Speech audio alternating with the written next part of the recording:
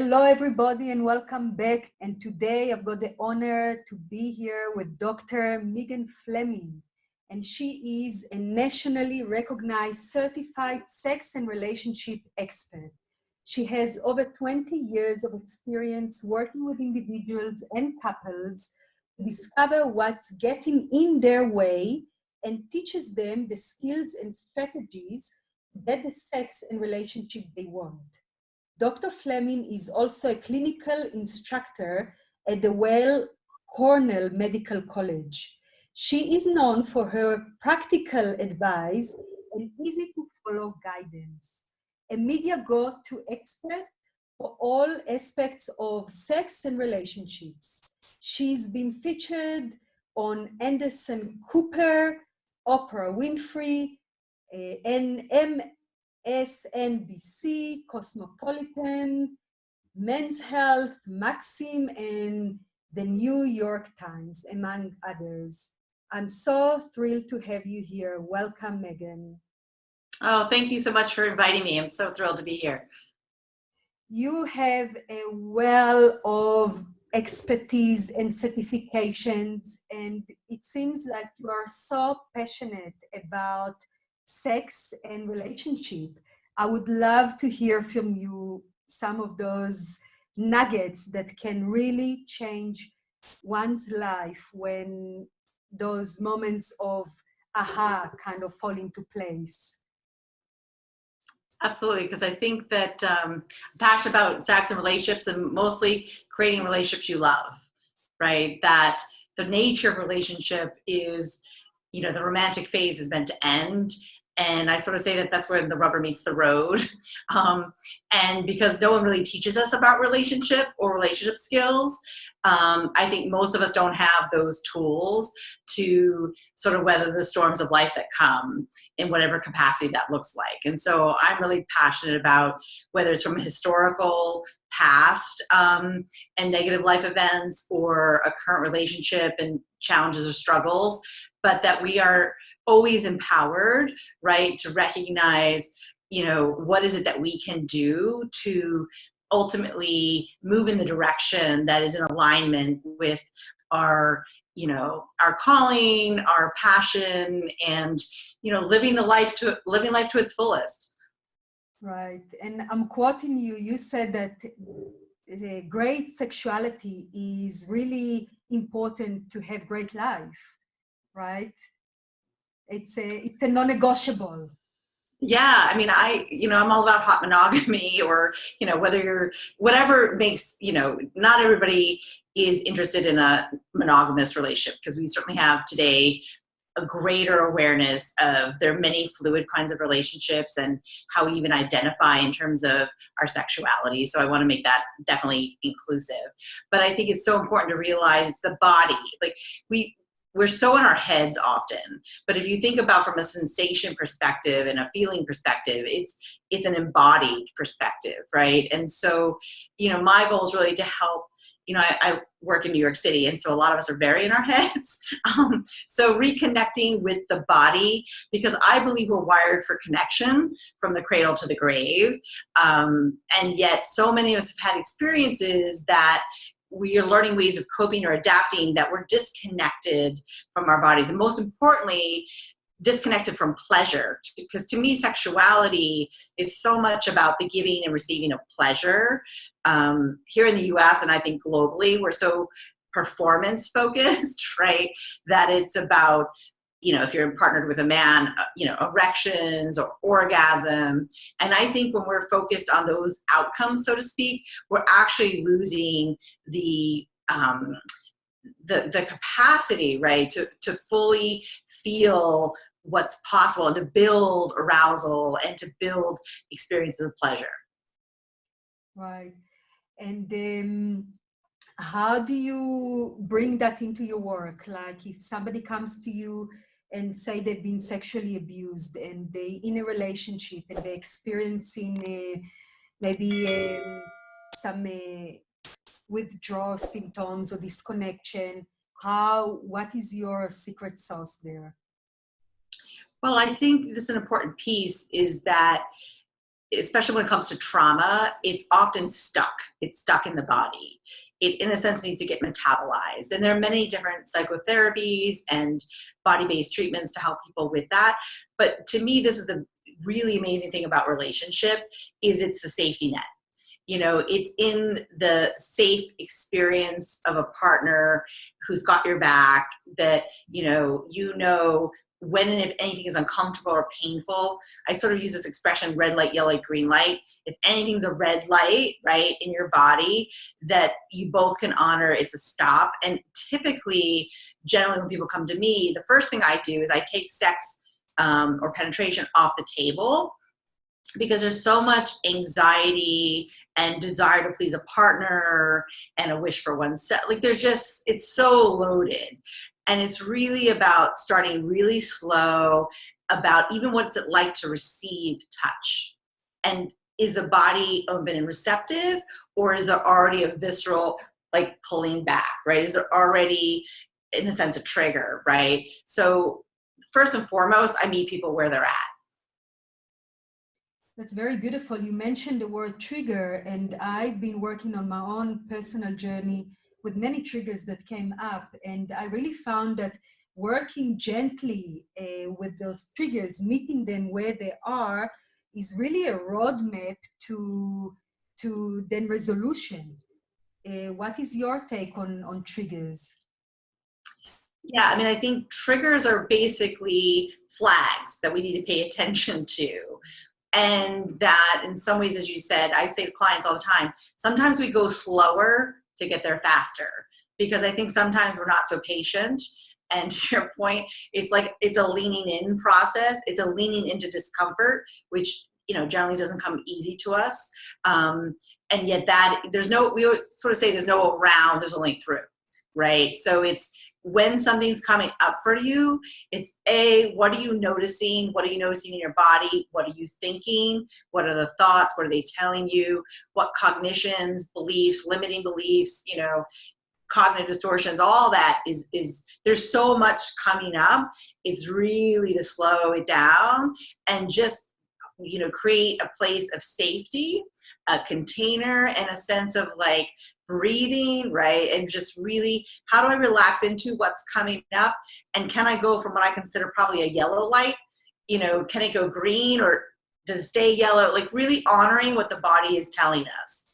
Right. So it's really important to have a very supportive partner in the process, if we share in it in a relationship, that knows, first of all, the triggers that they are there, that it's safe to communicate them, and also knows to respect boundaries. I think that's probably a very important piece, because a lot of the time through abuse, boundaries were stepped over. So it's really important to claim them as much as possible when they needed.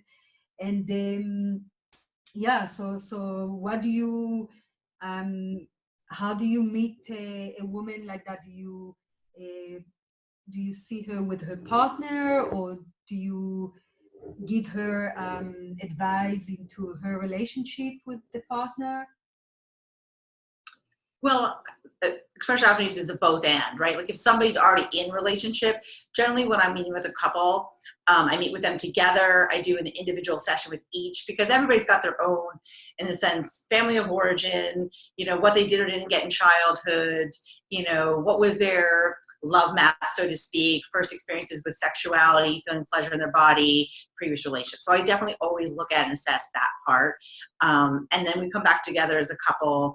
And from there, I sort of develop what I call the treatment plan, which often is a combination, if somebody's had a history of abuse, where it'd be both the couple, because obviously it's the impact that this experience is having on one's partner and their emotional experience, and that they can feel held. Because importantly, when it comes to sex and sexuality, most of us realize, where do you talk about those things, right? You're not necessarily, even with close friends, necessarily going to bring that up. And or you're protecting your relationship, right? That you don't necessarily want to be talking about your partner or their experience. So I think in terms of, as a therapist, it's creating a space where I'm meeting them both, but I'm seeing them both individually.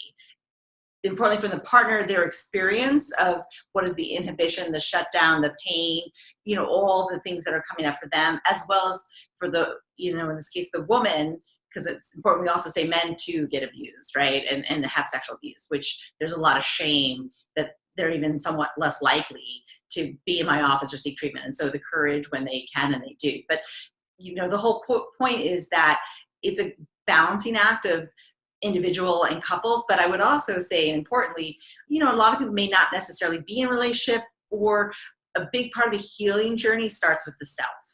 And so self-exploration, self-stimulation, knowing what gives you pleasure, knowing what might be a trigger viscerally in your body for you. It might be, you know, even just caressing your hair, or it might be, you know, caressing your breast, or like, you know, wherever it would show up. I would say in many ways, starting with yourself and just your own sensual awareness, sexual awareness, what gives you pleasure, what your turn-ons, your turn-offs, your triggers are. Like, to me, that's a really important, like, foundational level to start. Right. I couldn't agree more, as we have to feel it with ourselves. But what would you advise to a woman that, say, come to you and she's so numb and so disconnected that she doesn't even want to go there, that she doesn't even want to pleasure herself or have that kind of resentment towards it? What would be your advice? Well, the first thing I often say is I call it foreclosure of imagination, right? Like, because of her past and her history, and I would sort of say limiting beliefs, she doesn't even imagine, she can't picture, she cannot vision, she can't even imagine, right, what could be for her. Like, so often people come and they're focused on their partner or their partner's pleasure or frustration. I'm like, but what about your own, right? And knowing the value for yourself of your own pleasure. And to your point, some people are so disconnected from it. And I'm like that, but that's your vitality. That's your life force in many ways. And so I really start in that place, which is, wow, let's just, what's coming up, right? What are you noticing? What are you feeling? What are you experiencing? What's going on in your body? Because we really want to understand and unpack what is getting in the way of you even imagining, visualizing, picturing for yourself, right? What's possible. Right, and you've been talking about creating a love map, which I really love that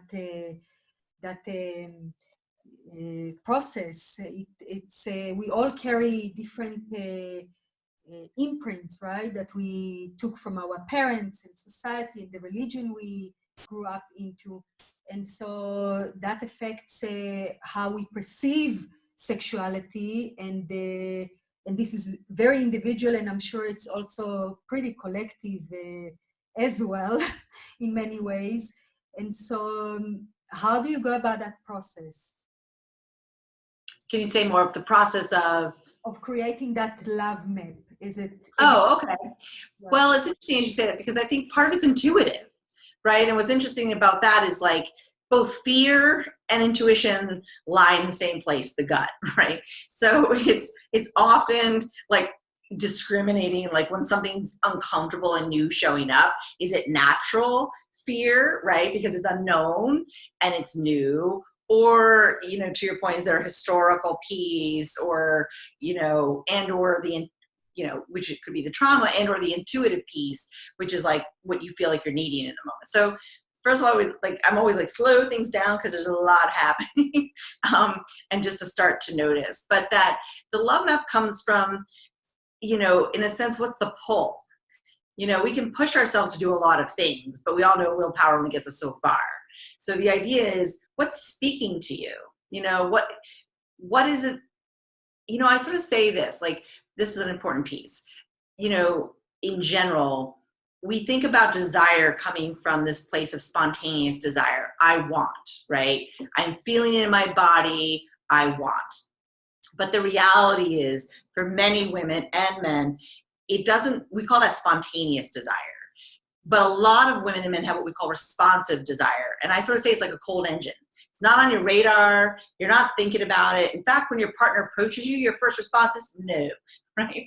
And so it's like, sit in that space, but what would you be open and responsive or willing? This comes from the research of Rosemary Basson. This idea of it's not linear. Desire leads to arousal or potentially orgasm. It's that if I'm willing or open, receptive to, through touch and the body, say caressing my hair, kissing, the body's like, oh, that feels good. That feels nice. And it's through the body that the arousal and the desire can kick in. So I think this is really an important piece, which is helping women realize they may not be coming from a place of, I want, they want to want. And then it's and when your partner may approach you and your first response is no or it's like, what's one small thing I could say yes to, right? I'm not saying yes to sex. I'm not even saying, but it's like, am I saying yes to holding my hand or just leaning up against you or, hugging till relaxed or, it's just really checking in. The love mat piece is like your own intuition, right? Where is a small yes? And we want to follow those small yeses because they, like gluing the glimmer, right? Each one of them is a glimmer and we pull them together and expand upon it. So part of the love map is to go with in what feels right? Those small yeses. Right. And it's very important to say yes, as it's very important to say no when it's a no. Right? Absolutely. Right.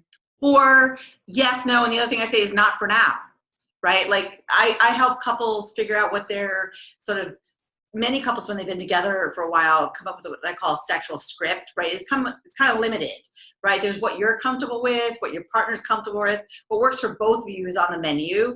What you tried and didn't go well, or you weren't even comfortable to try in the first place is off the menu. So if you're committed in a long-term relationship, it's revisiting that exploration of expanding your menu, right? And revisiting things that once may have felt awkward or uncomfortable. I always say try again, because the first time we try anything, we're sort of observing or spectating, like, how does that feel? What is my partner thinking? Like, we're in our heads, right? Foundation of arousal is relaxation, right? So in order to even know how something feels, we've got to do it enough to be like, does this speak to me or does it not, right? And sort of honoring that. But again, growth is always in the discomfort, right? So we got to lean in a little bit into that unknown and that discomfort to ultimately see if we can expand, right, our repertoire, our menu, and that ultimately which gives us pleasure. Right, and it's almost like little breakthroughs, right, that expand the capacity to contain more pleasure for that sake. Right? Absolutely. Right. And did you find that in long-term relationships, the impact or residue from sexual abuse is more evident? Because in a short-term relationship where the chemicals are still flowing and, that honeymoon stage, that seems to take over, to color that sexual appetite in different colors. And when that kind of subsides and we kind of the muck and the issues are more surfacing. Do you find that to be true? Well, I often say things are like a bell curve distribution, right? In that, some women, because of their histories, they're not even dating, right? They're avoiding, they're not comfortable in their own bodies, they're not yet ready, feeling up to or ready for partnership. So I see that. Then I see, to your point, some people have done some inside work and inner work. They are in a relationship, and initially the romantic phase, we sort of say it's the love cocktail. It's dopamine, it's oxytocin, it's all that is a drug, and it feels good. And so it kind of bypasses a little bit of the history and the trauma, right? And then to your point, it's like, well, that phase is meant to end, right? And so then, as I said earlier, the rubber meets the road. And so I'm just saying, I see it all, right? People who haven't even done the initial work that are still having to protect themselves and are still feeling somewhat shut down. Everything from that to someone who, to your point, like in the beginning is just sort of in a bliss, in that state, and feels like in many ways like I've been healed, right? But it's because it's the drug, right, of those neurotransmitters. And then there's the real healing work to be done, which it's what I love about working with couples and in relationship, is that I do believe our partners are there to be really facilitators in our healing. I can definitely state for that. I've been with my partner for 22 years, and he was a great pillar in my healing process. He was there to hold a safe container for me to wail when I needed to wail, and cry and laugh and shake and scream and all of that, until I could really move to the next level of being multiple orgasmic. You know, it was a very slow process of years of clearing all the residue of my own sexual abuse. So I'm sure you meet it quite often in your work. Well, and I think what's beautiful, what you're saying, is for everybody listening to realize it can take years, right? We're in a culture where we want everything yesterday, and we have a lot of immediate gratification, or we want a medication, or, you know, all this and that. And I get it. But that being said, this true work, right? I say work isn't a dirty word any more than sex is, right? Like it's a process. But if you're committed to it and the journey, and I do agree, it can be slow, but the results, right, you know, from all that got activating to multi-orgasmic, right? Like we have the capacity for an amazing amount of pleasure as women. Unlike men who have the refractory period, right, which gets in the way of one orgasm to their next erection, right? Women have the capacity to be multi-orgasmic. And so, you know, even if someone does not have a history of abuse, I find that women, for many reasons, are shutting down their own arousal, or as women being caretakers that we often can be, right? We're not doing the self-care, you know, especially if somebody's got young children. We call it sort of the too much touch, you know, like your husband comes home and you're like, I'm done already. And so, you know, this is also part of a bigger conversation, right? Which is how we as women take care of ourselves. And, you know, there's a reason on an airplane they say put the oxygen mask on yourself first, right? Before a child. Like, I don't think we take seriously enough you know, I was raised Catholic, so in my mind, self-care was selfish, you know, in some ways. And really saying that, you know, self-care is ultimately about resourcing yourself, because when you're resourced, you actually have so much more to give. Yes, yes, yes, yes. I so agree. As a mother of 3, I claimed to take self-care as my number 1 priority. If I am not happy, if I am not content, balanced, I cannot be a good mother. It's just a simple, you know, cause and effect. So it is my first and foremost commitment to make sure that I'm in a good space, that I am nourished on all levels before I can give out to my children. So yes. Yes. Right, it's so important, and we need to hear it 1,000 times, you know? Yes. And also about taking some time alone, I found that is really a big priority for me. Every now and then I need to leave my family. I am very fortunate that my husband is supportive and I can do that. But almost every end of a term, I'm going for a few days to be in silence, in nature, on my own, to really regenerate my reservoirs, to listen to myself, to be in my body, to do my practice, to cleanse, to write, to do all the things that, you know, get my creativity flowing, and without being disruptive or distracted by constant giving of my energy as a mother. So this is also something that I really want to bring across. You take the time to nourish yourself because you're worth it, because you are important. And because if you don't, everybody pays. Like the reality is. Exactly. It's for the best of all. It's really, I mean, it seems paradoxical or counterintuitive, but the reality is, you know, there's an expression, mommy's happy or mama's happy, everybody's happy, right? Like the reality is you have to resource yourself, right? And I think culturally or otherwise, we often have these ideas, right? Somebody's going to save us, the white knight, right? The Prince Charming. And the reality is we have to save ourselves. I think we as women have to realize whatever we did or didn't get, or experiences we've gone through or didn't, no matter, we have to empower ourselves, right? To realize that we have power, right? And we are manifestors, and we really can create that which we desire, but we have to create the conditions to do so. Right. I found that actually the pain is a very great source to find our power, to find our purpose is through that pain, because we all experience pain in one form, shape, or color. And this is true for everybody. And really going through those places you mentioned before, this is where the true power lies, the magnificent gifts that you've been given through that initiation and training of that pain to grow beyond it, and perhaps even share it with your loved ones, your community, and the world, right? Absolutely. As I said, there's no around, there's through, right? It's, exactly. you know, whatever's coming up for us is coming up, you know, from my perspective, for a reason, and it's to pay attention, it's to notice and to see, to your point, like it's a teacher, right? And we can try to bypass, numb it. I mean, we didn't even get into, right, that it's very common, especially people have histories of abuse or any kind of trauma.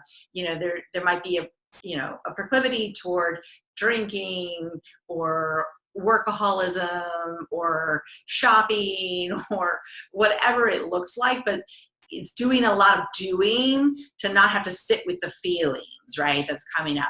Because it's in sitting with the feelings and delving into the source of the pain, to your point, that's the healing, that's the teacher, and that's where we can really sort of emerge in many ways healed and reborn. Yeah, exactly.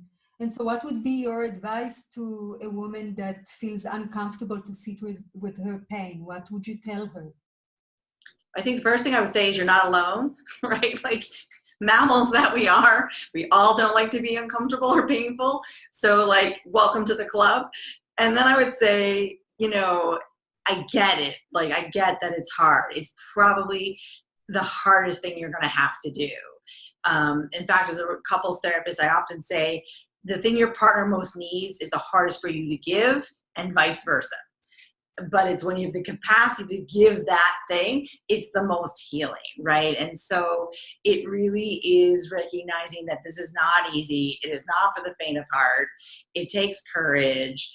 And then to resource yourself with support, you know, maybe through listening to like this kind of, you know, summit, or to whether it's working with a therapist or speaking to friends or being part of a community. But ultimately, I think undoing the loneliness of the experience and realizing that it's a journey, you know, and that their help is absolutely available. More than ever before. And it's really important not to feel alone in the process of moving through those painful places, and to reach out for support. And the support is there in many forms. So really to call it in, right? Absolutely. Right. And what do you see most common in your work in couplehood? What is the most challenging situation that you work with the most? I think what I work with the most is, in a sense, what I call the invisible divorce, right? They're together and they're apart. They're staying together for the kids, the finances, the religion, but that we also know this is normal developmentally. We call it the power struggle. We call it polarization. We have all these like technical terms for it, but I call it a stay and quit mindset, meaning I am not leaving this relationship, but I'm actually also not going to show you my best of self. right? Because I'm so reacting and triggered by my frustration, by my disappointment, by my pain. It's like my little inner child has got their sticky hands on the wheel, right? And they're driving that freaking car. And so I really work with people to be like, whoa, whoa, whoa, like what's coming up? What's getting in the way of you realizing and taking ownership, right, of the ways in which you can move in the direction you want this relationship to grow. You want, what is your relationship vision? I often say sometimes the initial relationship has to end, whether it's an affair or an addiction or something catastrophic or otherwise. It's like, that was the 1.0, now we need the 2.0 or the software upgrade, right? Like, what is the relationship you want to have?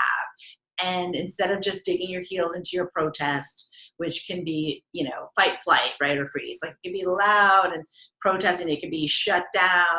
I sort of say hot or cold anger. Either way, it's a lose-lose. So I really help couples get past that stuckness and figure out, how do they create the win-win? Right. And you see many stories of success that people really turn around themselves and perhaps love each other on a new level, like not fall in love, but rise in love. Yeah, I definitely do. And, it is often, we sort of say the crisis is the opportunity, right? It's kind of that wake up call in some ways, which I think, some people sadly need, right? I wish, prevention, we wish it all sold, right? But usually it's the heart attack or, something like that comes up that makes you focus on your diet or your health. So I hope everybody listening recognizes if they're struggling, don't get to the crisis, but even if you've gone through a crisis, it is an opportunity. And it is possible.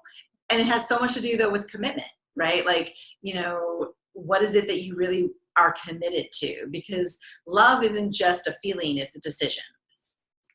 Right. And it's an action that we take, right? Right, and it takes practice, right? It's almost, I would say, a daily practice to stay in that state. Absolutely. I mean, I think Imago is a kind of couples therapy I'm trained in, and we sort of say it's like romanticizing the relationship. We tend to take our partners for granted, right? And so we have an expression, the grass is greener on the other side. I'm like, no, it's where you water it, right? So, from Imago, we call it caring behaviors, surprises, appreciations. These are practices, whether you do yoga or meditation or mindfulness or whatever practice, brushing your teeth, right? Any practice that you have, it's to prioritize relationship practices, right? That actually romanticizes the relationship so that the flow is really there. And can you share some of these practices, if you may? Any tips on that? Sure. I mean, again, from the appreciation, I really love it when you bring me that cup of coffee or you make the bed. I mean, it's interesting. Chapman wrote this book called Love Languages.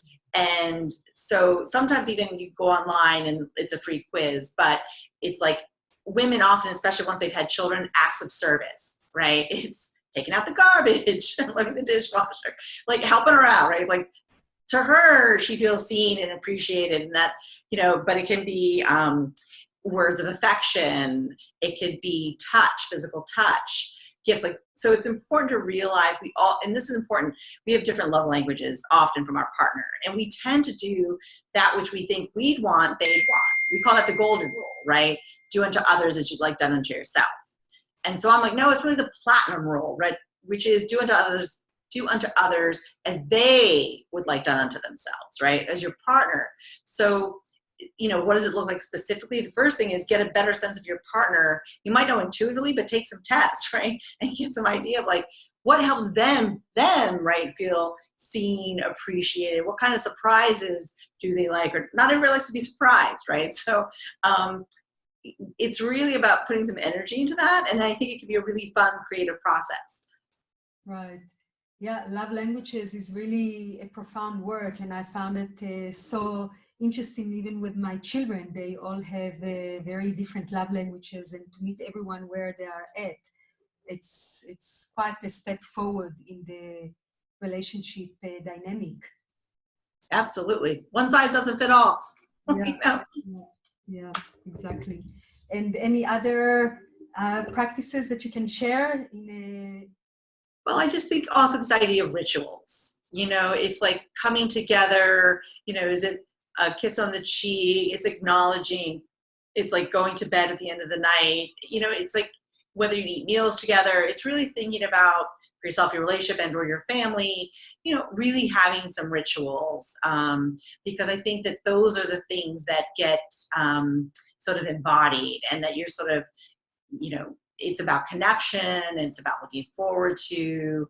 And I just think that, you know, as much as we seek novelty and adventure, which is important, and of course we can throw those in too, never hurts, but there's also something about the stability, the security, and the comfort. So actually I'd put both in, right?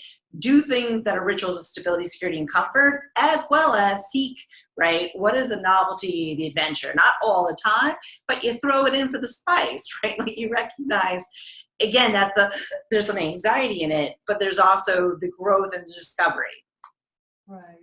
And it's almost like the excitement and the anxiety are somehow on the same spectrum, right? Absolutely. If we think about anxiety, I mean, we know this from test taking or otherwise, if it's a little bit, it's not really motivating. If it's too much, it's paralyzing, right? It's that moderate level of feeling, that anxiety, which is where, you know, that's the sweet spot, right? So finding that sweet spot. Exactly. Yeah. Do you have a recipe for that? I would love to have one. No, but as we're talking about it, I should think about it. But you know, it goes to what I said, everybody should make their own recipe, right? And realize, like, think about the menu, your appetizers, you know, your main dishes, your desserts, you know, think of it like that as a recipe, like things you pull in and pull out, try on, really just playing in that space. And like some people do really well with a recipe and having the ingredients and knowing I'm like that. I like the exact measurements. My husband's an intuitive, right? He guesstimates, which drives me nuts, you know, if we're cooking, because I can't replicate that, right? So, but it's a both end. Right. And yeah, I would love to hear from the audience your own recipes for that balance between the excitement and the novelty and the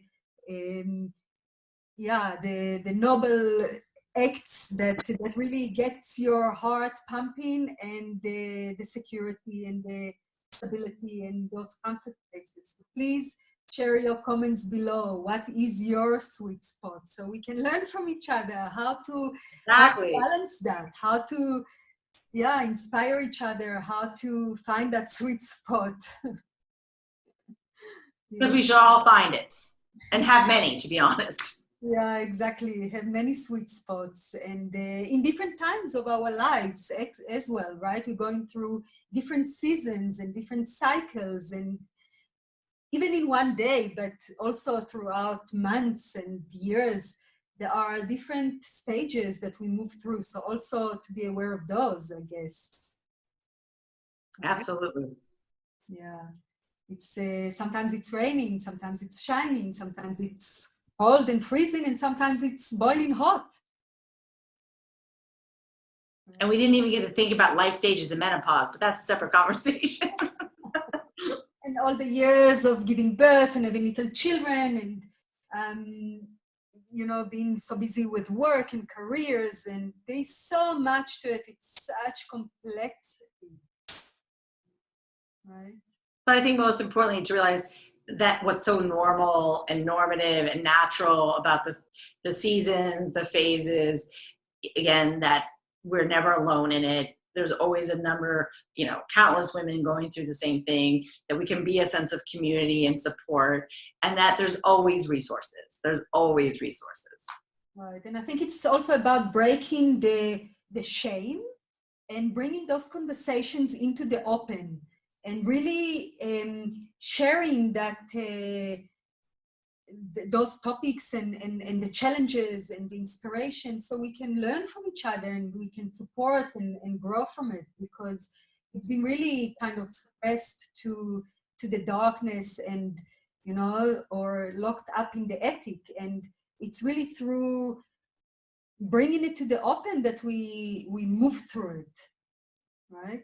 Yeah, and I think that this is a particularly important message today because of social media, right? Which everything's so curated and everybody's just showing their best self. You don't often hear about the struggle, the challenge, the darkness. Um, and I think as women, we owe it to each other to recognize that, to your point, like these are all places we go to, phases that we're in and out of, um, that we share those parts too, because I think it's easy to get lost if you are only looking at what's curated, right? To, I call it the comparison trap, you know, get a sense of like they have, I don't, dot dot dot. You never know what's going on behind those closed doors. I mean, I get to see it because I'm, you know, people come into my office, but you know, it's just to appreciate wherever you are, you know, you're exactly where you're meant to be, what's coming up, what is it you're supposed to learn from, but also, you know, how do you seek a sense of community or support in that place? Because I can absolutely guarantee you're not alone. Right. It's very interesting. You know, I've been holding a lot of women's circles, and this is a really safe space where women allow themselves to open up and be very vulnerable and really share from the depth of their being. And it's always so uplifting, and the energies in that space become so elevated for each and every woman because they feel each other through those struggles and challenges, and they can really relate on a deep level to each and every woman's story, even if it's not applying to their life right now. It's Sure. either been in the past or will be in the future, or they can somehow resonate with it. And we really come out with a feeling of unity and that we are all in this together. Absolutely. There's such power in that. Right. And the support of especially the sisters in your life. This is the support that can take you to your highest self. This is the support that can really elevate you into your greatness, because yeah, we've been hurt, a lot of us, from our mother lineage or wounds in some way or form. I think all of us, even if they had the best of intentions, because we've been, you know, going through generation after generation of living in the patriarchy times and the woman suppression and all that came with it. And so those profound early primal mother wounds really get healed in a space of other loving, supportive women.